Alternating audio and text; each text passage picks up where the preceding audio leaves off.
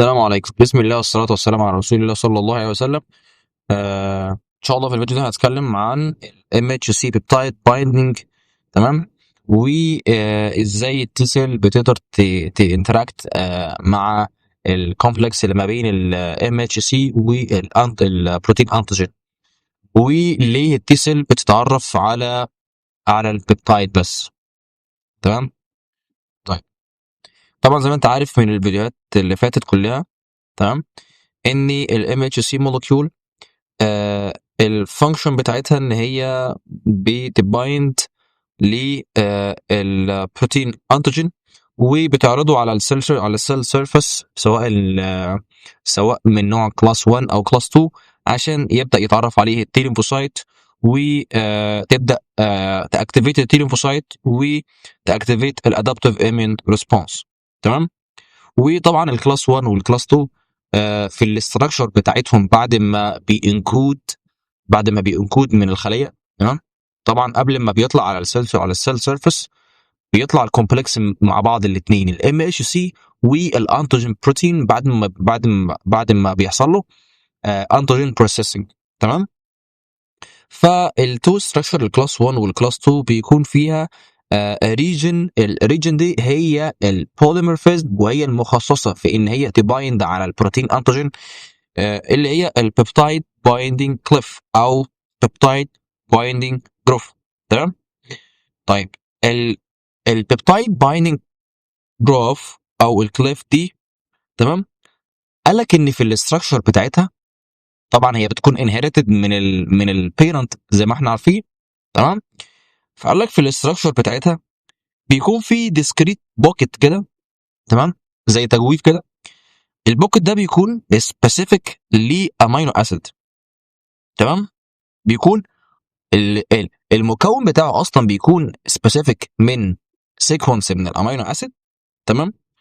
وعشان خاطر compatibility مع سبيسيفيك امينو اسيد من البروتين انتيجين. تمام.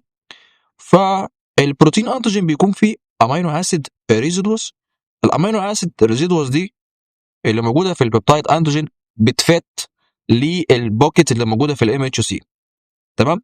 الامينو اسيد ريزيدوس اللي موجوده في البروتين انتيجين دي اسمها الانكر ريزيدوس. اسمها الانكر ريزيدوس. اسمها الانكر ريزيدوس لان هي بتفت البوكيت ال 3 دي ستراكشر اللي معمول من ريزيدوس من الامينو اسيد الخاص بالام اتش سي. تمام. تمام. فتحديد ان الام اتش سي يرتبط عليه ريزيدوس من الامينو اسيد بيتحدد من خلال كيميكال بروبرتيز. تمام. والبوزيشن بتاع الام اتش سي ستراكشر. تمام. عشان يفت مع الاستراكشر بتاع البروتين انتيجين. فمثلا ممكن individual من بروتين انتيجين معين بيسلكت سيكونس من الامينو اسيد، هي دي الامينو اسيد هي دي اللي هتفت مع الام اتش سي بتاعته. ممكن نفس البروتين انتيجين الخاص بالميكروب او فيروس لانديفيدوال بيرسون تاني ممكن يختار سيت سيكونس من الامينو اسيد مش نفس اللي اختارهم الشخص الاولاني. تمام. وبالتالي يعني دي بتختلف من شخص للتاني. المهمه اللي هي بتحصل ان يحصل بايندنج ما بين البروتين انتيجين والام اتش سي قبل ما يكسبريس على السيل سيرفيس عشان خاطر ياكتيفيت التي سيل وياكتيفيت الادابتيف ايمين ريسبونس. تمام. طبعا وزي ما انت شايف في الصوره عندنا في بوكيت اللي هي في الفلور بتاع الجروف او الكليف. تمام. والبوكيت بايندنج عليه الانكر ريزيدوس اوف بيبتايد انتيجين. طيب، ويجي السؤال، عندي ال1 بيبتايد بير 1 ام اتش سي مولكيول. هل الام اتش سي يترتبط ببيبتايد واحده بس؟ وهل الخليه اللي بتكسبريس على السيل سيرفيس ام اتش سي بتكسبريس ام اتش سي واحده بس؟ قال لك اول حاجه الام اتش سي السنجل، تمام، دي بتبايند واحد 1 بيبتايد بس. تمام. ده السنجل ام اتش سي. لكن في الخليه نفسها طبعا بيكون في MHC قليل، يعني ممكن يعرض اكتر من MHC، ممكن ينكود من ال MHC لوكس اكتر من MHC لاكتر من different protein antigen. تمام. وبالتالي هنا بيقول لك ينفع ال MHC تبايند many different peptide. تمام. ولكن عشان خاطر تبايند many different antigen لازم يكون في شروط، والشروط احنا قلناها في اول الفيديو. اول حاجه طبعا بتختلف البايندنج او الكومبلكس ما بين البروتين انتيجين والام اتش سي بتختلف من كلاس 1 والكلاس 2. الكلاس 1 السيت سيكونس بتاع الامينو اسيد قليله جدا من 8 ل 10، اما الكلاس 2 كبيره من 13 ل 18. طبعا قالوا كبيره من 13 ل 18 في الكلاس 2 عشان خاطر الاستراكشر بتاعه في الاند ستراكشر بتاع البيبتايد بايندينج كليف مش كلوزد، لا في اوبن ستراكشر في الاند ده، غير الكلاس 1، غير الكلاس 1. ده اول شرط. الشرط الثاني لازم يكون في انكور ريزيدوس من البروتين انتيجين اللي هيرتبط على الام اتش سي. دلوقتي الخليه دي هتعرض اكتر من ام اتش سي عشان خاطر تاكتيفيت الكميه المهوله للتي سيل، عشان خاطر في كميه ميكروبات وفيروسات كتيره، فانا لسه هعرض واحد بواحد. ده يعني دي مش حل.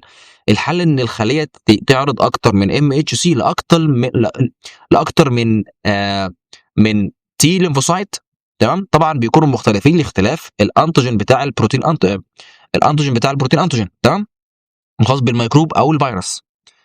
وبالتالي لو البروتين انتيجين دي متحقق معايا ان في انكور ريزيدوس للام اتش سي دي، تمام، حتى باختلاف ميكروب باختلاف فيروس، تمام، الشروط اتحققت خلاص، يبقى كده الام اتش سي عندي، الام اتش سي قليل بتبايند لاكتر من بروتين انتيجين وبتعرض اكتر من بروتين انتيجين.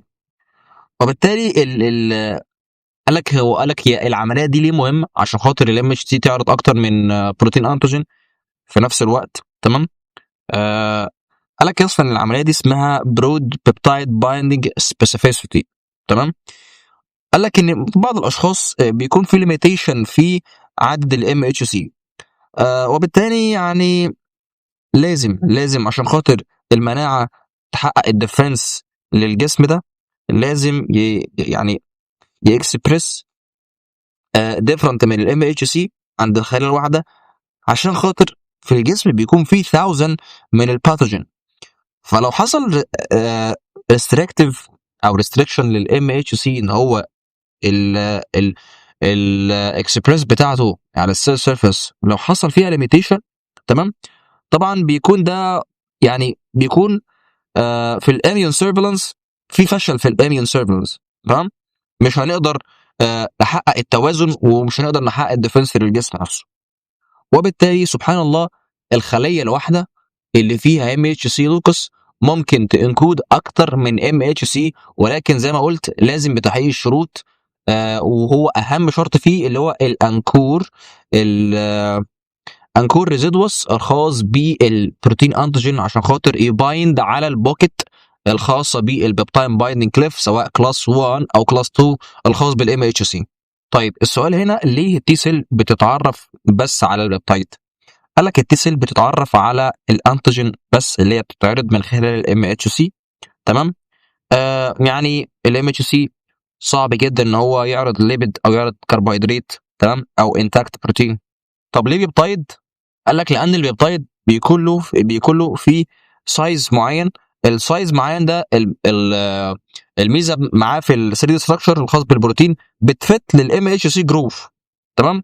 اللي هو البيبتايد بايندينج كليف. تمام. فالامينو اسيد طبعا بيكون ليها سايز يعني ديستنكت من سايز متميز جدا بحيث ان هو يفت الجروف اللي موجود على الام اتش سي.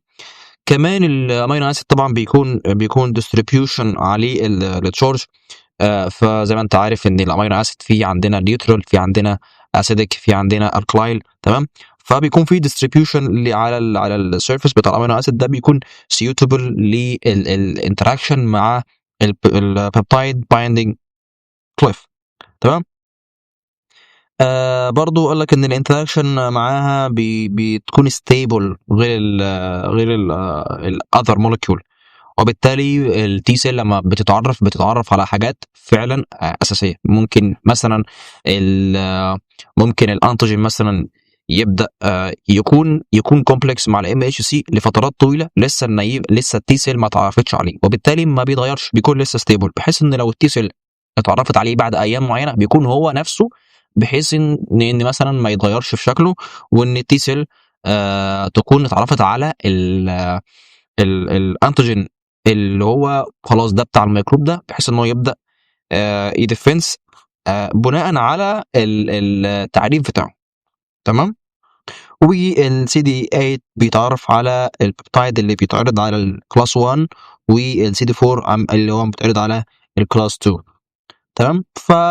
يعني دي ميزه التي ليمفوسايت، ان تي ليمفوسايت ما بتقدرش تتعرف على الانتيجين وهو لوحده، لا لازم يعرض على الام اتش سي بعد ما بيحصل له انتيجين بروسيسنج.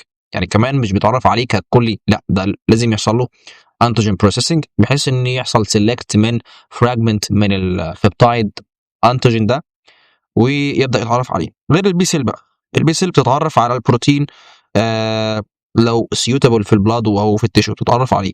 كمان بتتعرف على الليبيد وعلى الكربوهيدرات وعلى المولكيول. تمام.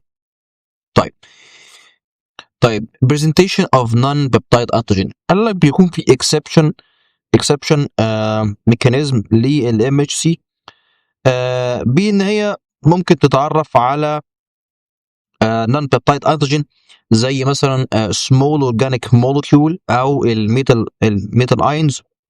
تمام. ودي ان شاء الله هنبدا يعني هنشرحها ان شاء الله، لكن دي advanced immunology. تمام. هنبدا يعني ان شاء الله يبقى نشرح السبيشاليزد ميكانيزم بتاعها. تمام. فده حاله اكسبشن من القليل جدا ان هو بيحصل للام اتش سي. طيب acquisition of peptide by MHC، الام اتش سي ازاي بتبايند وتبيك اب البيبتايد؟ قال لك لازم طبعا البيبتايد اللي هو في الاصل اصلا بروتين انتيجين لازم يكون موجود في الانترا سيلولر. تمام.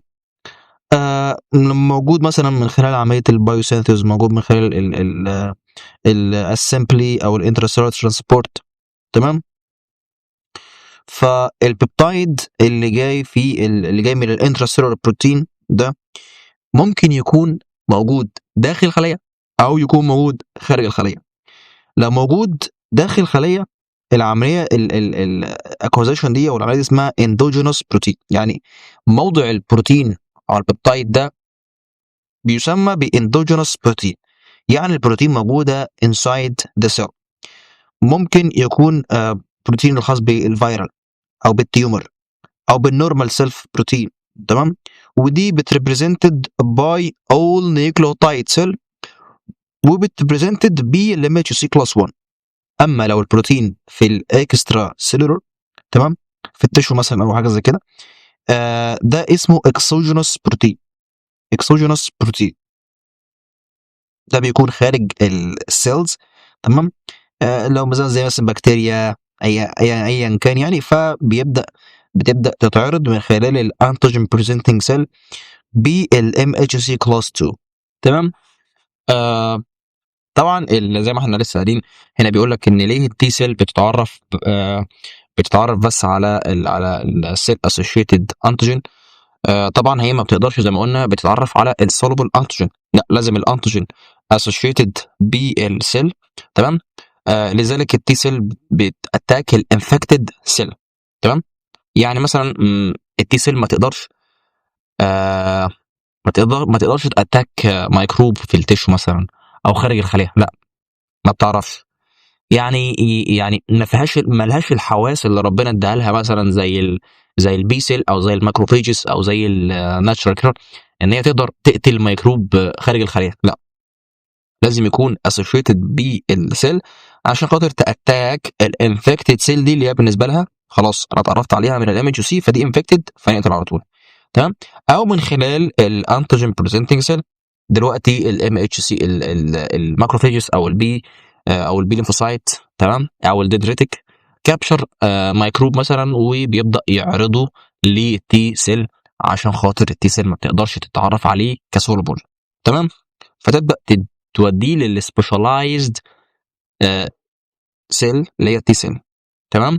فده موضوع الفيديو النهارده، ان شاء الله يكون سهل وبسيط. اتكلمنا عن الام اتش سي بيبتايد بايندينج اكسبليند، ايه هو وبيتعرف ازاي وازاي بيبايند على الانتيجين، وايه الشروط المتوافقه معاه بحيث ان البروتين انتيجين يرتبط بيه، وليه التي سيل بتتعرف بس على البيبتايد وما بتتعرفش على ستراكشر تاني، وازاي وليه هي بتاسوشيتد بس بالسيل ميديتد. تمام. فده كان فيديو النهارده، ان شاء الله تكونوا استفدتم. لو عندك اي سؤال سيبه في الكومنت وان شاء الله نبدا نجاوب عليه. سبحانك اللهم وبحمدك اشهد ان لا اله الا انت استغفرك واتوب اليك والسلام عليكم.